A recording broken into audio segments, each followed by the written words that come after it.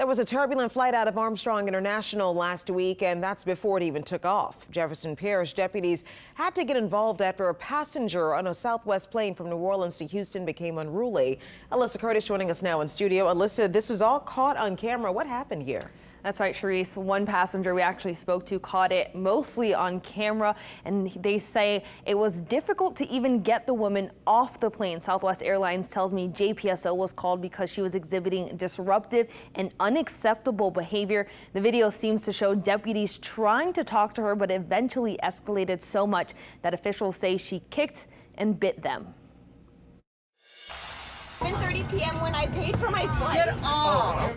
A Memorial Day flight out of New Orleans was just about ready to take off. Can I please have my phone? We got it. According to a passenger, that is until a disorderly traveler wouldn't comply with flight attendants. The flight attendant was asking her to buckle her seatbelt, raise her seat, and get her feet off the wall. She refused. They asked her numerous times. She still refused.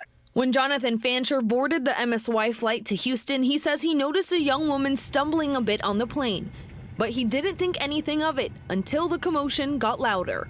He was sitting a few rows ahead of 25-year-old Cameron Gibson from Kansas when Fancher says she wouldn't put on her seatbelt, lift her chair, or take her feet off the wall. Jefferson Parish Sheriff's Office says the plane had already taxied, but had to return when Gibson refused instructions. At one point, the flight attendants came on and let everyone know that if she didn't deboard, they were going to have to completely deboard the entire plane to get her off. Eventually, JPSO was called to assist. Deputies had to forcibly remove her. By that point, Fancher says the rest of the passengers became annoyed. Get off the... I think everybody was just really tired and anxious and ready to go, and we were all concerned about missing connections. According to JPSO, Gibson was escorted off the plane, but was still resisting even in the jetway. They tell WWLTV she, quote, became extremely combative and kicked two deputies and bit a third on the leg. While the plane finally took off close to an hour later, Gibson was restrained in a wheelchair and eventually taken to JP Correctional Center.